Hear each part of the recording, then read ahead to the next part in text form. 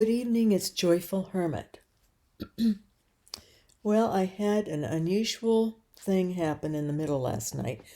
Nothing bizarre, supernatural like that, but very much supernatural in the underlying root causes of something I've not talked about on these videos.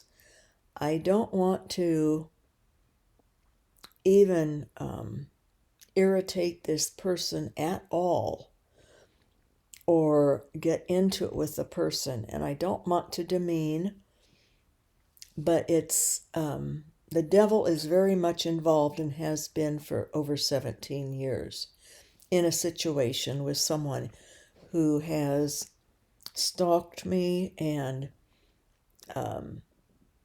demeaned, detracted, vilified me publicly through writing, lots of libel. That's saying untruths in written form. And what I think initially got to me the most is that the person duped me by using another one to draw me in, to reach out, make contact with the person. We've never met in person, but this other person is writes online, is a Catholic, and is a hermit, a diocese hermit, via Canon Law 603, by a bishop who was in her diocese for 1 year, back in 2007, 2008. And the person somehow got the bishop to canonically approve her in that year. But as things progressed, as she noticed that I was writing a blog, and I had been writing a blog since 2005. When I went to Avila on that trip, my daughter and son-in-law showed me how to do blogs, to write, to report on my travel, on my trip there. It was a major undertaking for someone with the pain I had, and to do that, and I had not had money. My mother had passed away, so I had money to be able to do such a trip, try it, and no idea how I would fare physically with such a hard trip. And I ended up having to come back early. I have talked about that in other videos, in earlier videos, of the trip to Avila, Spain, and the course I took. The main one was on St. John of the Cross, with a lot that Dr. Wilhelmsen talked about, also Teresa of Avila, and accompanying us on field trips.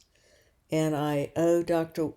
Elizabeth Wilhelmsen a major debt of gratitude and respect and awe. Out of any experience or trip in my life, her teaching that course and that trip stands out to me as one that helped my spirit and soul progress and know how to progress. So I'm very grateful to this professor who was a department chair at a major university in the United States, retired now, emeritus, but taught in Avila in the summer. She had grown up there. Her father was a professor, but she, at the time, was the world's leading expert on John of the Cross. And my life hasn't been the same since, from what I benefited from what she taught, which I hope to share with you all. Some of it was very instrumental in getting through things in my life and understanding the spiritual growth that John of the Cross wrote about in his collected works. His poetry is marvelous, but he wrote then to explain his poetry, what it all meant. The nuns had asked him to, and that comprises the bulk of his writing, is his explanation. I highly recommend it. The Collected Works of St. John of the Cross, edited by Kieran Kavanagh, a Carmelite priest, Kieran Kavanagh.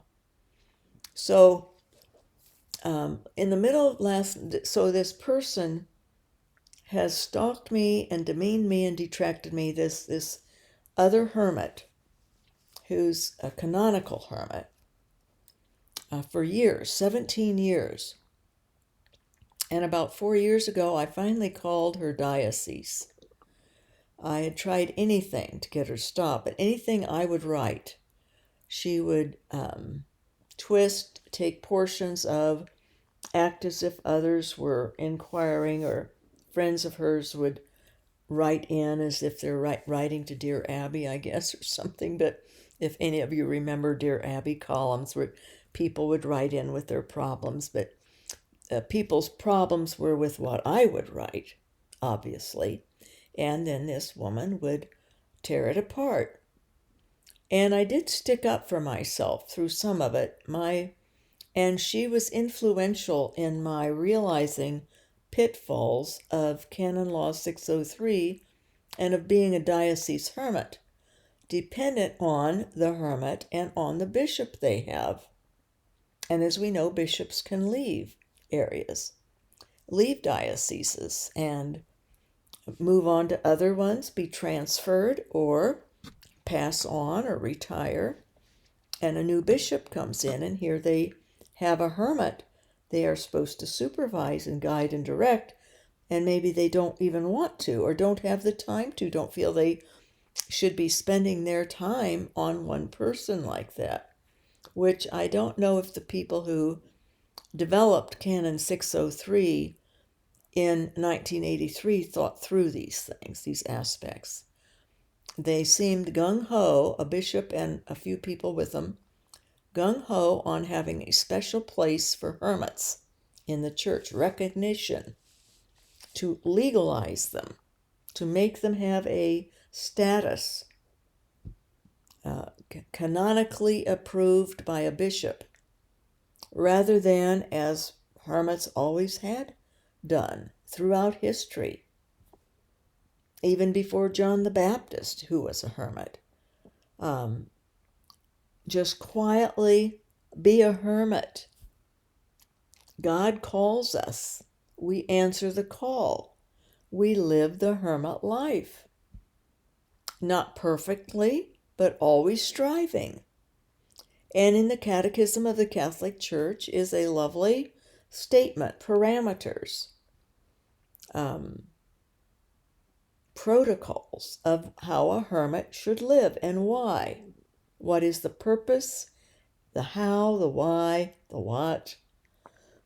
And that's for canonically approved and for privately professed, the traditional historic hermits, which are still, I hope, the bulk of the hermits, but I think it's losing ground, because I think people in the Catholic Church think they have to be approved by a bishop now in order to even be a hermit.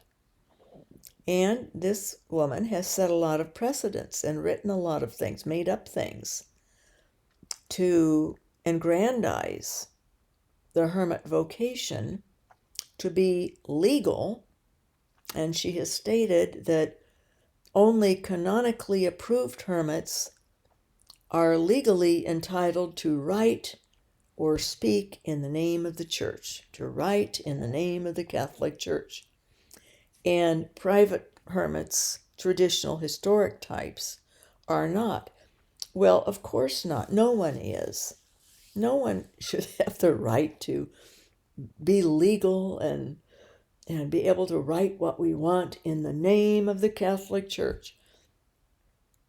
And why would a hermit of all people want anything like that?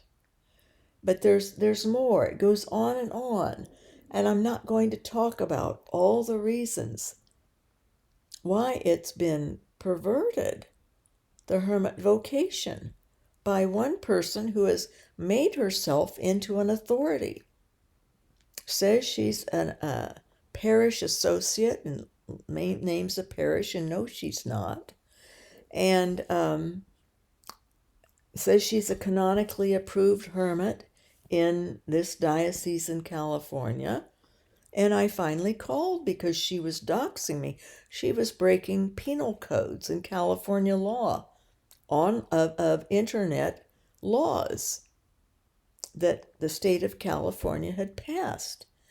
She was writing and saying where I lived, exposing my name when she knew I did not want that. That's doxing, online doxing.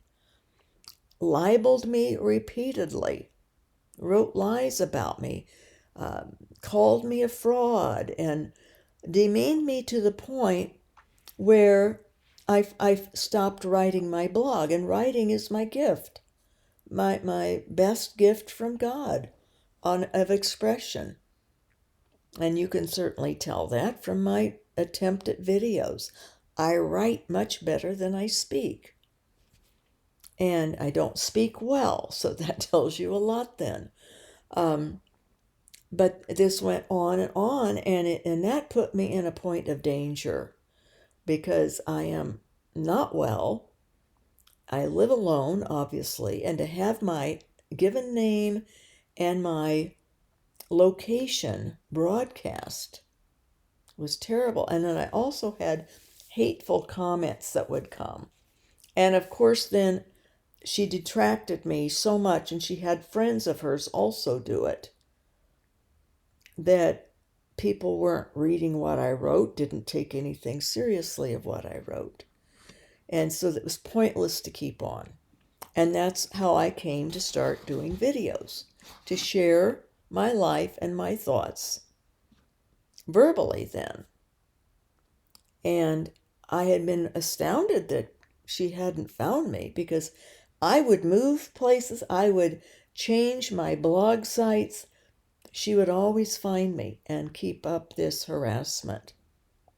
Vicious, really evil kind of stuff.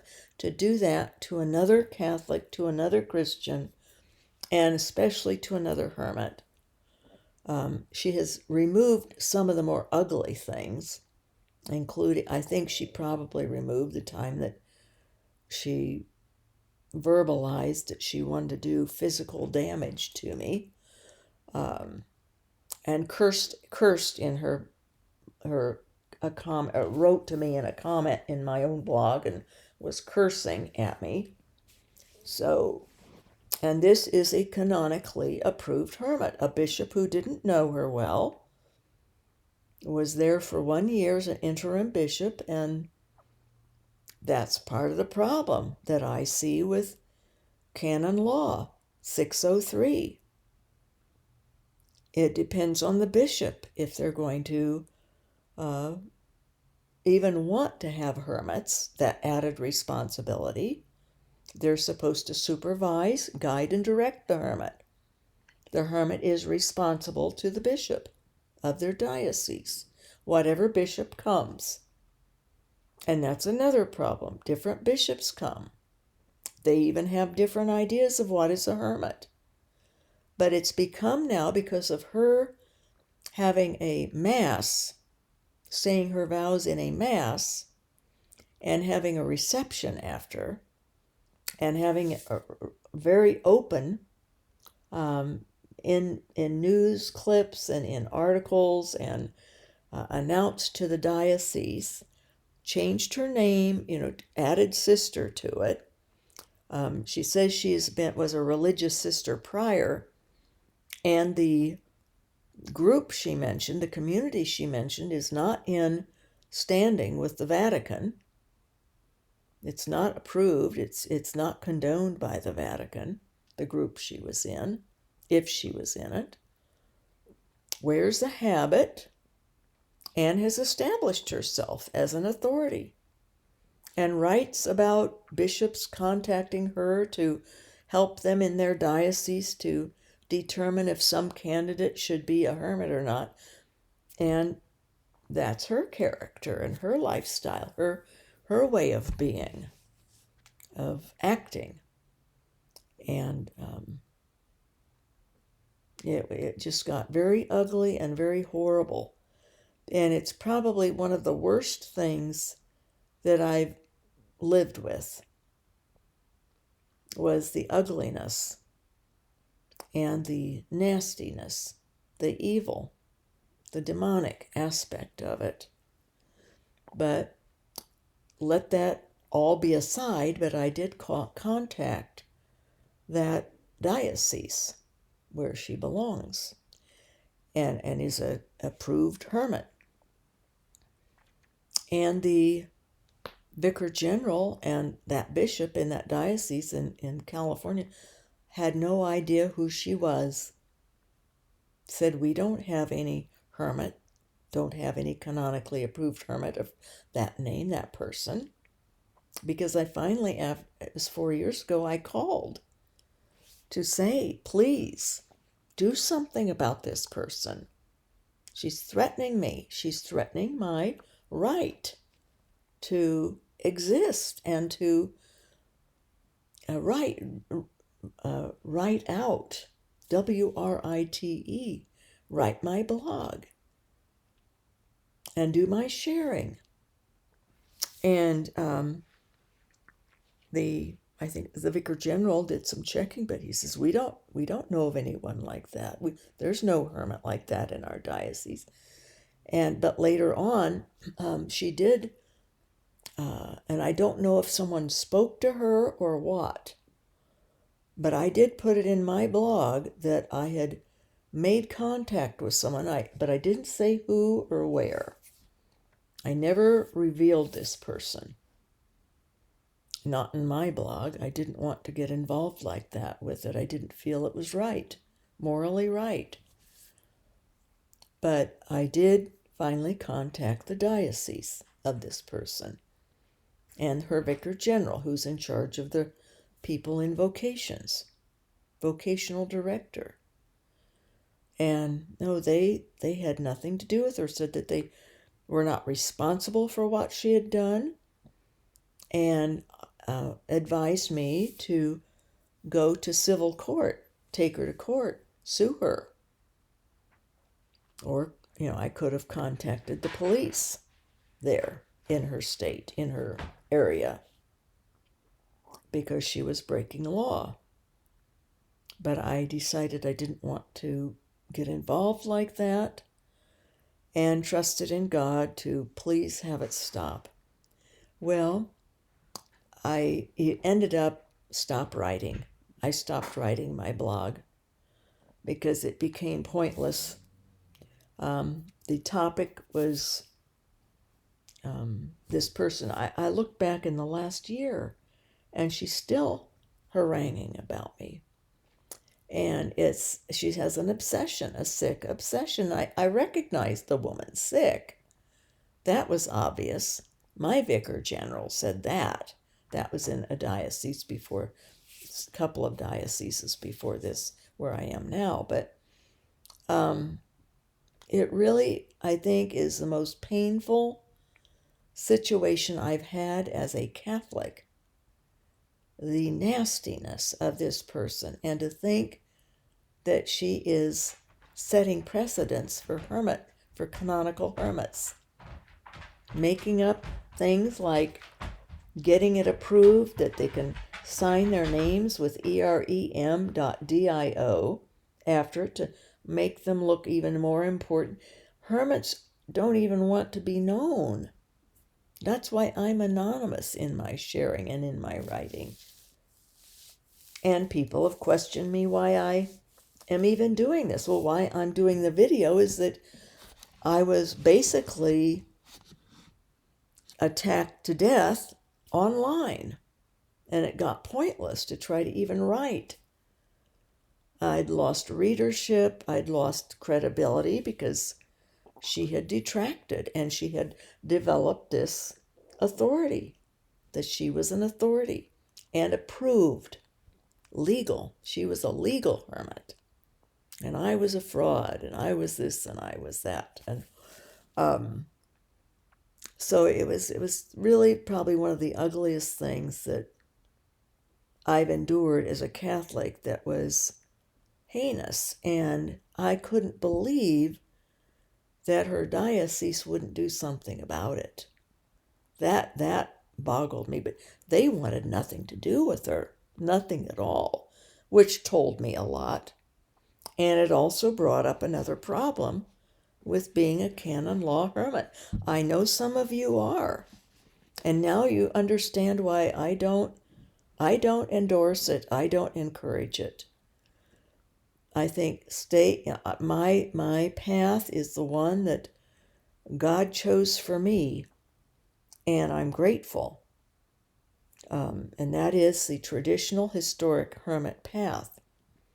In that community of hermits I was in for briefly, it was 11 months, but I learned so much about why it's not good to wear a habit if you're a hermit.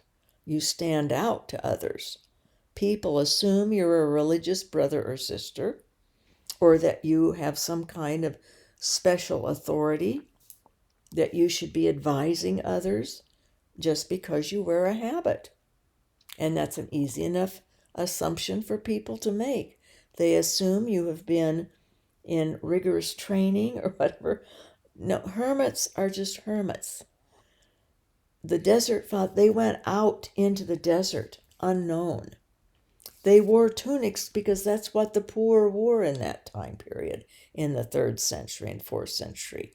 They wore white ones because it was hot and it didn't hold as much heat as dark cloth would. And they were simple. The tunics were simple and cooler rather than binding type clothing or so it was just a simple way of how they tended to dress. It didn't stand out. If they went into a city, they would look like a poor person. But over time, what did stand out was their holiness, because that's something that God puts in a person, puts it in their face, in their demeanor, in their words, in their thoughts. The person becomes increasingly conformed to Christ, to God, closer to union with God, with his real presence, with the Trinity. It's not by wearing an outfit. It's not by having a public mass that people in the diocese, everyone knows, oh, that's the diocese hermit. You lose the hiddenness. The Catechism says we're to be hidden from the eyes of men. And yes, here I am. You can see me. I'm not hidden, and I have wondered about that. And this thing that happened last night may be something I'll have to discern. Maybe I'm not to be sharing online. And it won't last forever anyway. I'm mortal. And I don't have that much. I'm just sharing. I'm not any authority on anything. I just have experience. And this is the experience I have with canonically approved hermit and the pitfalls that can occur depending on the person and depending on the bishop. And if a bishop doesn't even know the person is there, and if the person doesn't have a bishop designated director and isn't using the bishop as the director, which they're supposed to do, this woman says, or their designate. Well, it doesn't specifically say that in the canon law, does it? No. And it doesn't say that they have legal right to write in the name of the Catholic Church. Who has that right? Who wants it? Maybe the Pope, I think. Probably the Holy Father probably can write as the authority legally. But we got into all this legalism with canon laws. Back in the Middle Ages, it flourished. More and more canon laws, church laws, over this, that, and the other, and many of them have had to be removed. Some are still in the books. More are being added. And that Jesus didn't say have canon laws. I'm really opposed to it. But I understand with organizations and large groups of people that people take liberties, just like making oneself an authority as a hermit authority, as the queen hermit or whatever, and in charge of all decisions and all hermit life, and who ought to be and who should not be, who's legal and who isn't. And recently it has been still writing about yes, I'm a consecrated Catholic hermit. I was consecrated in my avowal, my vow ceremony, consecrated by God, my spiritual father, priest of many years, preached and prayed a prayer consecrating me. God consecrated me. The priest asked God. And so, canonically approved hermits, the bishop consecrates you. Well, so God consecrates the non-canonical hermits, the ones that are going with the 1983 canon law path. And that's fine if you do. Please don't go the way that this person is encouraging, and in fact is stating is the way to be, making it as if it's always been. Consult God and your spiritual director. And I just see a lot of temptation to pride with being special and with being known and noticed. It's just, to me, the whole thing has become treachery because of this person and what the person has done. And it's a shame. But in the middle of the night, I was up with pain and I may have torn something in my shoulder. The pain is localizing now, and I'm probably going to need to get a scan of it. It's finally localizing in the third week into a shoulder injury. And hope I haven't torn a rotator cuff or another slap tear. It might be a rotator because it's the physical therapist thinks that's where it's coming up from, but I'm praying that it will simmer down, but it's on fire. And that has coincided, though, with my talking about victim souls and revisiting my victim soulhood, and explaining it to those of you who aren't aware of it, and how we all can be. And I'm a primary victim soul. In fact, in the next chapter I was going to go over, but not tonight, was the late Father Thomas Dubai had a definition of victim soul. And it included the wording of someone who suffers far more than what is typical or normal for most people to suffer. So if you're in that category, you would be a primary victim soul. That's the main gift of your life, is suffering all manner of things. And of course, the goal is to suffer well for the love of God and offer it all to God, offer all the suffering.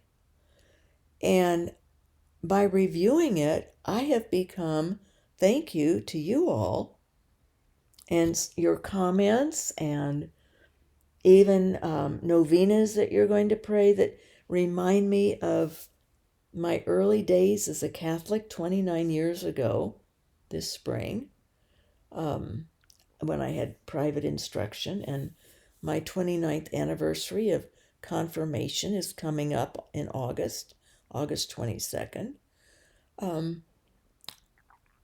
You doing these videos has rekindled my zeal and my faith.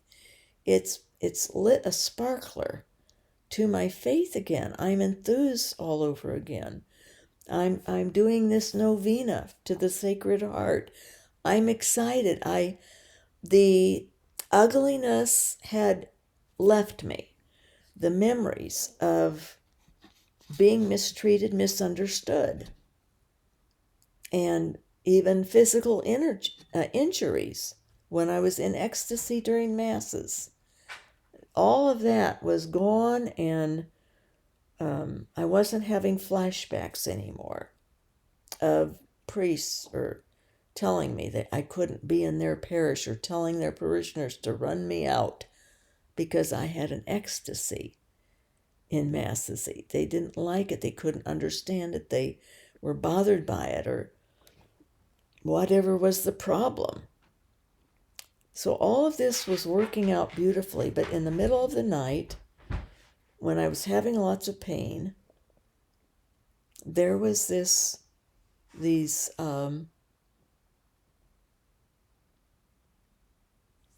a couple of comments in my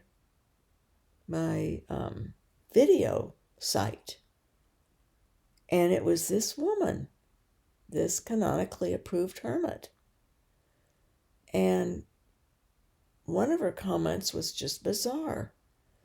It was strange. It was really goofy. Lots went on and on about my dogs and about their having like seizures. My dogs were having seizures, and I didn't take care of them or on and on. It just was goofy. It was bizarre what she wrote. And I got that one down. And then another one was taking personal digs at me again, but this time on my own site. And I noticed she's had to get her own site up so she could leave these messages. And the whole thing just sickened me. I did figure out a way to get them off. They're off, but they were in the middle of the night. If any of you from other countries saw them, ignore it. Ignore it. It's the situation rearing its ugly head again. And I'm not sure how to handle it. It's on the feast of Joan of Arc, St. Joan of Arc's day. May 30th, today it is. And I do have this prayer that one of our viewers has shown me. He has a devotion to Joan of Arc, and I do too. I don't think he realized I do. I have a very special affinity to Joan of Arc and have had for years and years. So I have this prayer, and I've prayed for this person. I have had trees where I lived that I would plant and be a prayer tree for the person. Every time I'd see the tree, I would pray for this canonically approved hermit in another state. And my spiritual father was distressed by it, but all he kept saying was, keep writing, keep writing, keep writing. Well, he passed on. I haven't kept writing. And so I'm going to have to discern God's will in these things. Maybe I do need to get out of the doing videos, sharing. I definitely don't want to talk ever again about this situation with the person. It's over. It was years. The harassment has gone on for 17 years. There it was in the middle of the night. Surprised me. I thought one of you nice people had written some nice comment. You write such lovely comments. Uplifting, positive, encouraging, and good suggestions. And there have been those who did get testy and weren't so nice. And I would give it a try. And then eventually, there's probably been 3 or 4 who are dropped off. They can still watch, but lost the privilege of leaving comments. If they got too personal or too, the thing that I like the least is if it's some topic or area that the church isn't really for, isn't really approving of, or I haven't found in my experience in life to be a good practice. Somebody kept pushing a certain prayer type that had been developed, and it's too much New Age. So I removed those comments. I don't want to have something in the comment section that will lead someone astray from what I know for the church or through the church is right, or what in my own experience that I've experienced it like New Age, and know that God is very much opposed. It's not good. New Age is old age. It's the Gnostics of the early centuries that were heretics, and it's the same stuff, just called by a different name. New Age is the name now. And now they're even turning it more into spiritualism. If you hear someone talk about spiritualism, not spiritual life, but spiritualism, that's becoming another label for New Age. It keeps changing because the devil keeps getting found out. So they have to keep changing their label because people figure it out and have nothing to do with it. But, and there are others, and I know that there's churches that, some of them that offer this type of prayer, and I just learned not to have anything to do with it. The Lord let me know, not for me. It's not for me. So what's not for me on my site, if it's something that I have learned will take somebody in a wrong path, I don't want it encouraged in the comments. That's my point. So that's why something might be removed. But I've rarely needed to remove anything. But I removed this lady's stuff last night. It's about 3 a.m. I saw it. And it sickened me because I thought, oh, here we go again. But at least on YouTube, there's a way that you can allow so no one can write. They can't leave comments, but they can still listen.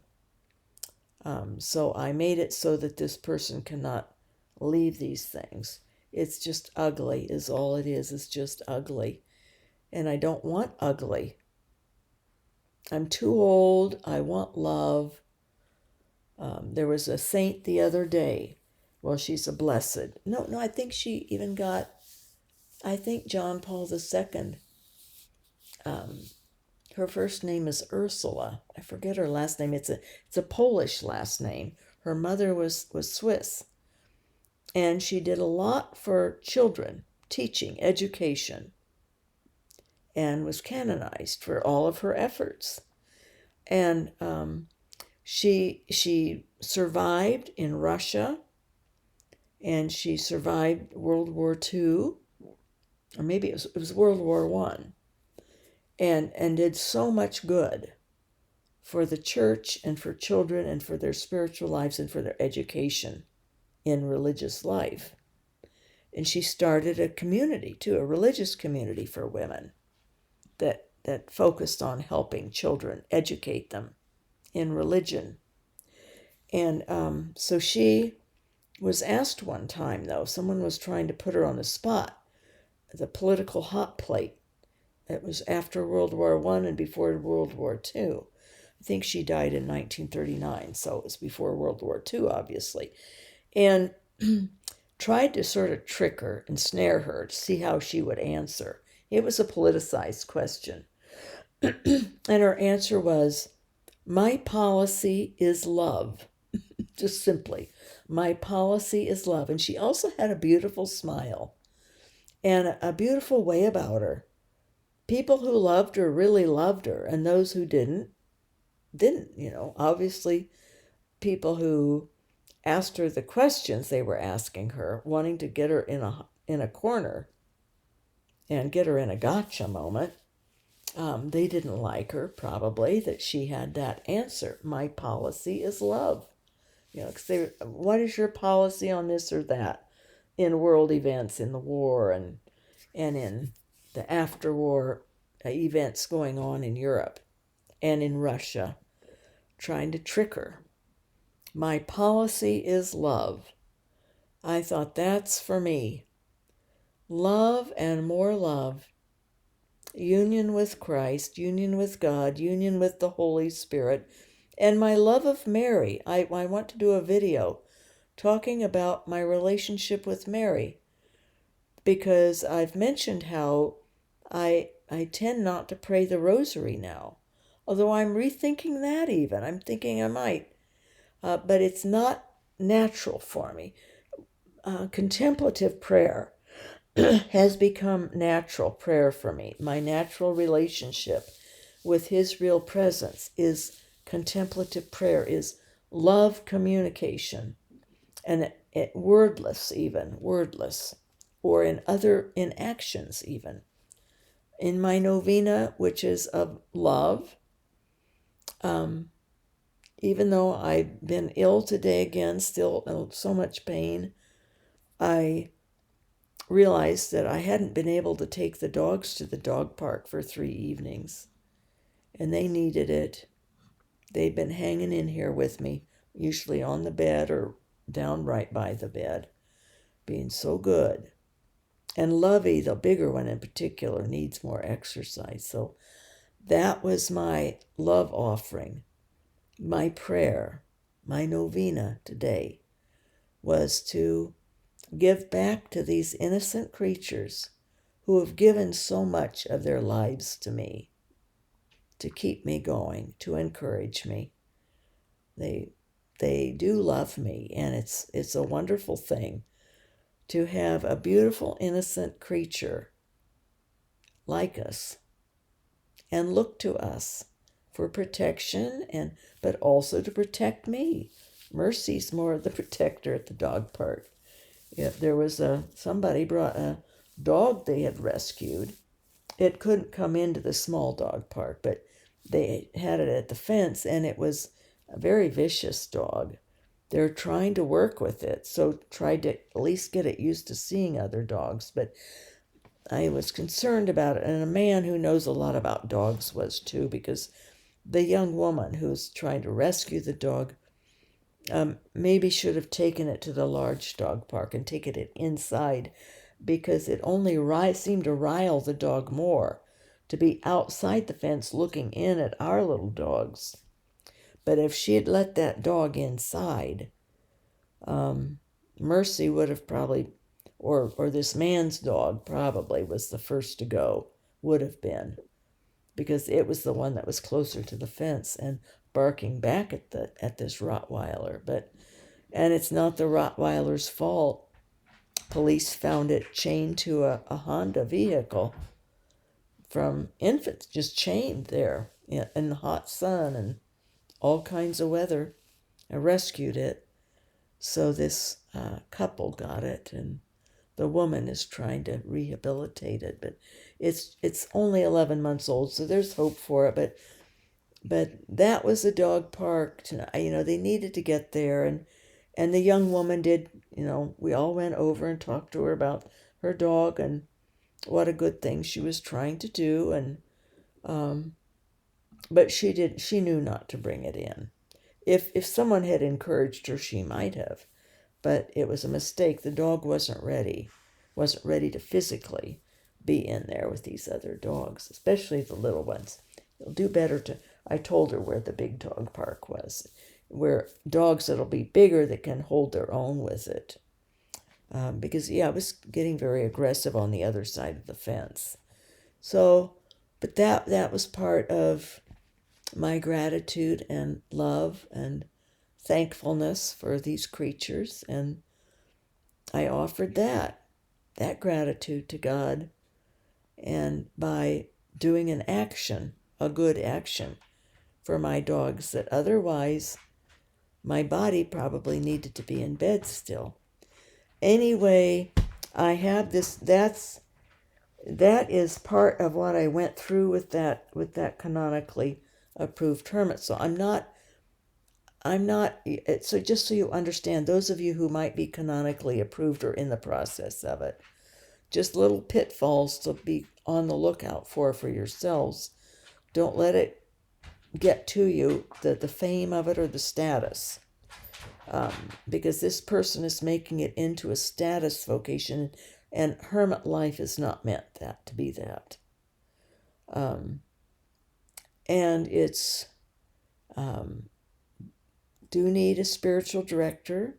The bishop is supposed to be your director if you're you're a supervisor, and you are to be responsible.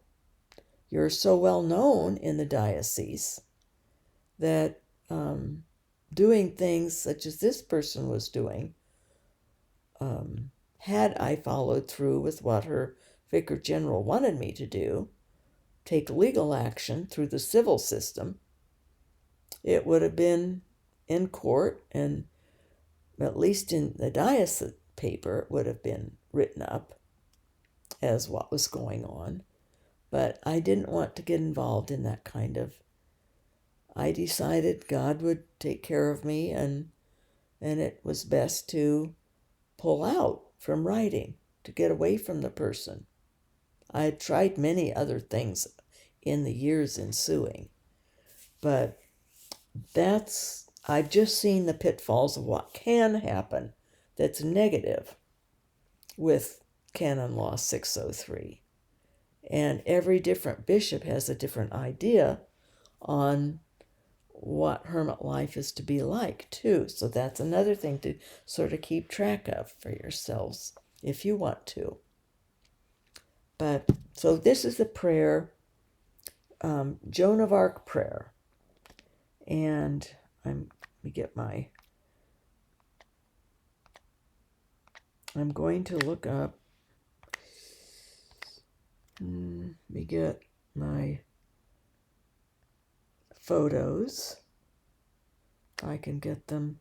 Somehow I now don't have my Joan of Arc prayer. Here it is.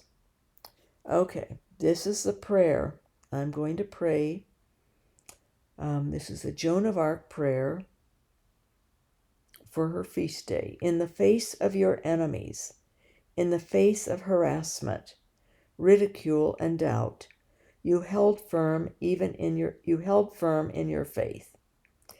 Even your abandonment, alone and without friends, you held firm in your faith. Even as you faced your own mortality, you held firm in your faith. I pray that I may be as bold in my beliefs as you, St. Joan. I ask that you ride alongside me in my own battles. Help me be mindful that what is worthwhile can be won when I persist. Help me hold firm in my faith. Help me believe in my ability to act well and wisely. That's my prayer. And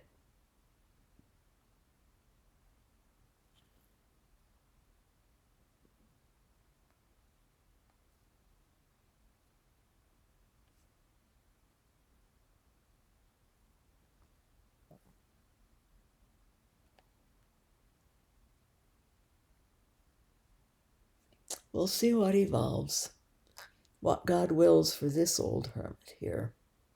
If it's to continue with videos and sharing or not. Detachment. We're all called to detach, to die to ourselves. And we'll just see what transpires. And I don't mean any ill will to this person. I really wanted it to stop years ago. The stalking, the harassment, the constantly belittling what I wrote. And yes, finally I did speak up. In my own writing, I wrote why I am the hermit that I am. a traditional historic hermit. And I don't wear a habit. I don't use sister in front of my name. I don't make up a name. I don't sign any initials after the end of my name. I could, in the academic world, with my doctorate, I could use a title. I'm a hermit. I don't need a title. I'm not special. I'm nothing. I desire to be nothing. God is all. I don't need to be consecrated by a bishop. God consecrated me. And I did have a spiritual director, and he passed away, and I have one now. Anything I need to ask Father Vincent. He's an email away. And a beautiful soul, a beautiful priest. And he has a little different view of hermits from his being a Nigerian priest. So I enjoy a broadened view and what a priest might think, as opposed to a hermit who's trying to make ourselves be something. But I like to follow what the early desert what hermits did and how they lived, who were successful. So the saint hermits, how did they live? They weren't approved. They didn't have people know who they were or where they lived, or some of them did find out, and some of them moved further away then. So we'll just see what evolves, but I got rid of the comments online last night. Joan of Arc, ride with me through this added suffering.